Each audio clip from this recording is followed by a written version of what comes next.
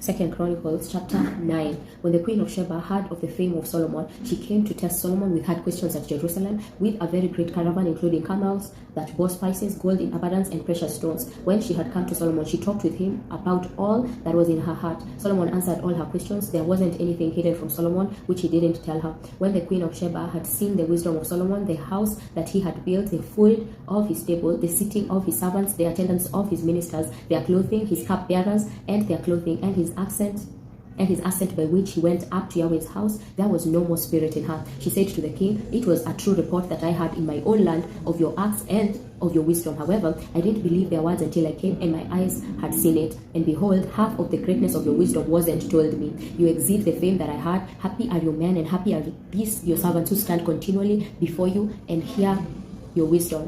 Pause.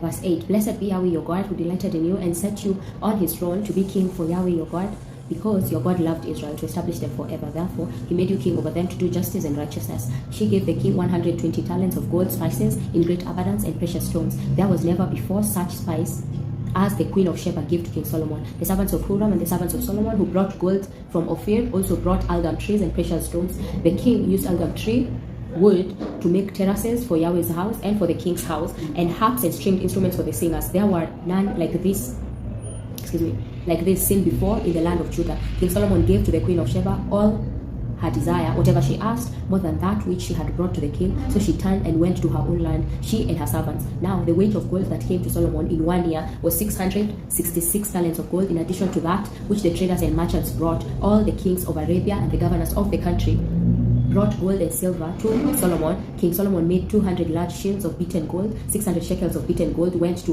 one large shield. He made 300 shields of beaten gold. 300 shekels of gold went to one shield. The king put them in the house of the forest of Lebanon. Moreover, the king made a great throne of ivory and overlaid it with pure gold. There were 6 steps to the throne, with a footstool of gold, which were fastened to the throne, and armrests on either side by the place of the seat, and 2 lions standing beside the armrests. 12 lions stood there on one side, and on the other, on the 6 steps. There was nothing like it made in any other kingdom. All King Solomon's drinking vessels were of gold, and all the vessels of the house of the forest of Lebanon were of pure gold. Silver was not considered valuable in those days of Solomon, for the king had ships that went to Tarshish with Huram's servants. Once every 3 years, the ships of Tarshish came bringing gold, silver, ivory, apes, and peacocks. So King Solomon exceeded all the kings of the earth in riches and wisdom. All the kings of the earth sought the presence of Solomon to hear his wisdom, which God had put in his heart. They each brought tribute, vessels of silver, vessels of gold, clothing, armor, spices, horses, and mules every year. Solomon had 4,000 stalls of horses and chariots, and 12,000 horsemen that he stationed in the chariot cities